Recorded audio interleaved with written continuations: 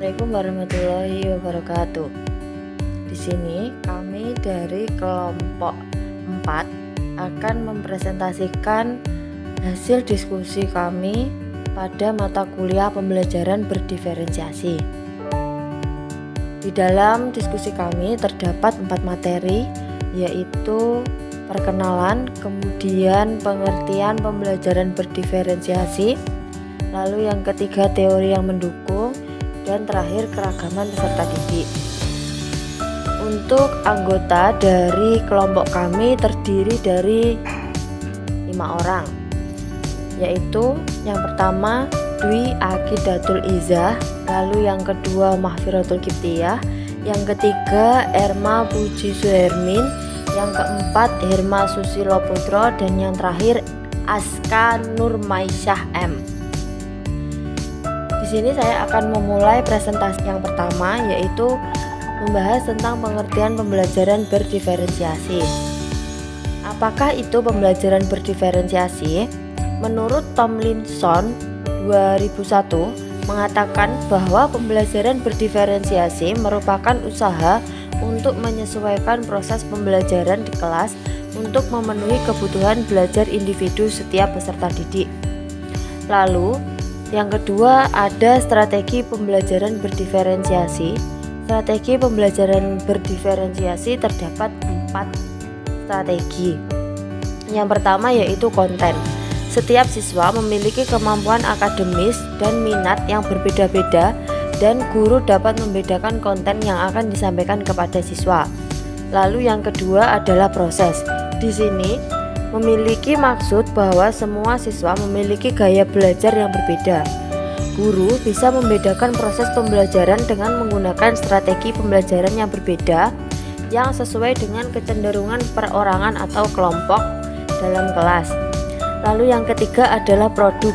Produk ini yaitu memiliki maksud guru dapat membedakan produk dengan memberikan pilihan kepada siswa untuk memilih cara mereka sendiri menggunakan atau menampilkan serta menunjukkan apa yang mereka sukai.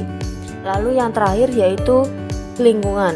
Di sini guru dapat membedakan lingkungan belajar dan mengelolanya. Dengan kata lain, guru dapat mengenali bagaimana gaya belajar peserta didik. Keragaman peserta didik. Gaya belajar peserta didik. Ada berbagai macam gaya belajar peserta didik, yaitu visual, auditory, kinestetik, linguistik atau verbal, logikal atau matematika. Visual sendiri adalah siswa dengan gaya belajar visual atau spasial biasanya lebih mudah memahami gambar, simbol, dan tanda-tanda lainnya yang ditangkap oleh indera penglihatan. Auditory. Auditory adalah siswa auditori lebih mudah mengingat sesuatu yang ditangkapnya melalui telinga dengan mendengarkan. Kinestetik. Siswa dengan tipe belajar kinestetik cenderung suka bergerak dan tidak bisa diam. Mereka akan menghafalkan sesuatu dengan membuat gerakan-gerakan tertentu. Linguistik atau verbal. Siswa dengan gaya belajar linguistik lebih nyaman dengan membaca maupun berbicara.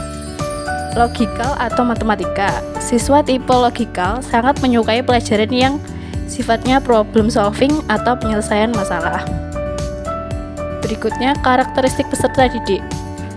Latar belakang keluarga, lingkungan keluarga, status sosial ekonomi, latar belakang pendidikan orang tua, serta peranan orang tua dalam mendidik anaknya. Jenis kelamin. Keberagaman jenis kelamin di Indonesia ada 2, yaitu laki-laki dan perempuan. Fisik. Keragaman penampilan fisik mulai dari bentuk badan, bentuk wajah, warna kulit, dan sebagainya. Sifat atau watak. Peserta didik dalam satu kelas memiliki sifat yang berbeda-beda. Ada yang periang, pemalu, rajin, dan lain-lain. Agama. Keragaman agama di Indonesia yaitu Islam, Kristen, Katolik, Hindu, Buddha, dan Konghucu. Kesukaan. Peserta didik masing-masing memiliki kegemaran atau kesukaan yang berbeda dengan teman yang lainnya.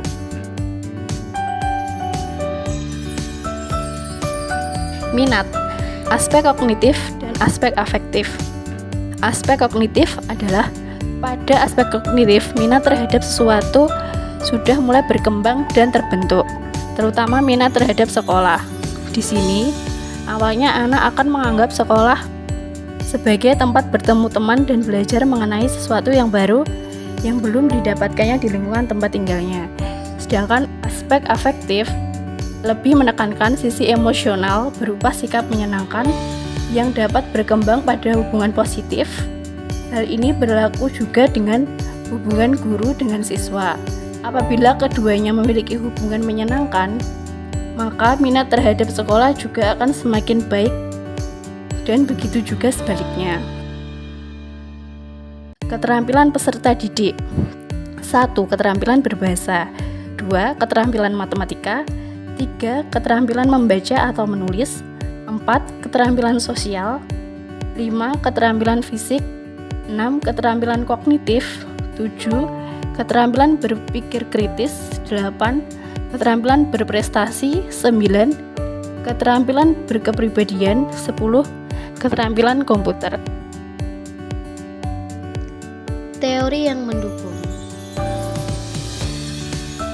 Teori pendukung di sini terdapat 4 teori, yaitu teori sistem ekologi, teori multiple intelligence, teori zone of proximal development atau ZPD, dan yang terakhir, teori learning modalities. Teori sistem ekologi merupakan pandangan sosiokultural Bronfenbrenner tentang perkembangan yang terdiri dari 5 sistem lingkungan, mulai dari pengaruh interaksi langsung pada individu hingga pengaruh kebudayaan yang berbasis luas. 5 sistem lingkungan tersebut ialah mikrosistem, mesosistem, ekosistem, makrosistem, dan kronosistem.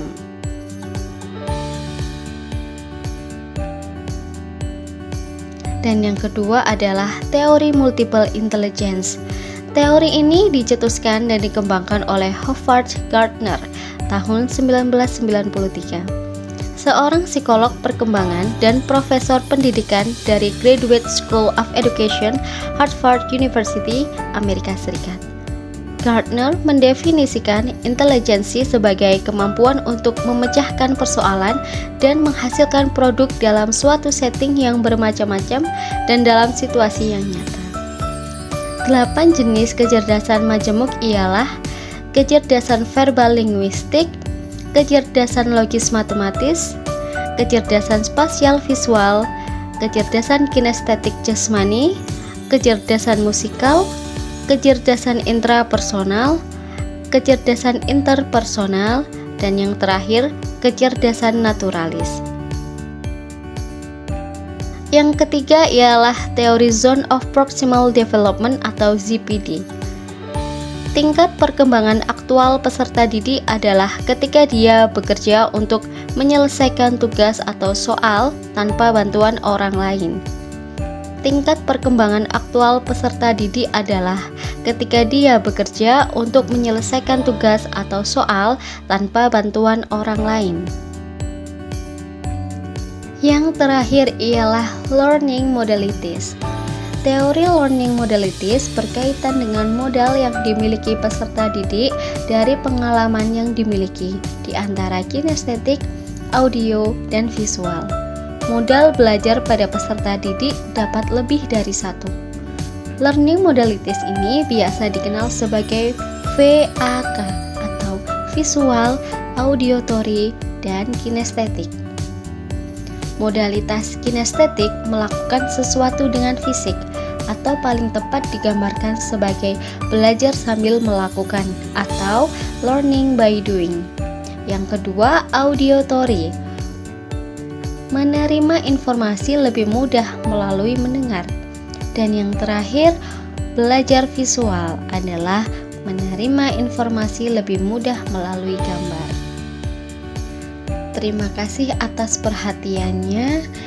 Itu yang dapat kami sampaikan pada kelompok kami hari ini. Mohon maaf apabila ada kekurangan. Sekian, wassalamualaikum warahmatullahi wabarakatuh.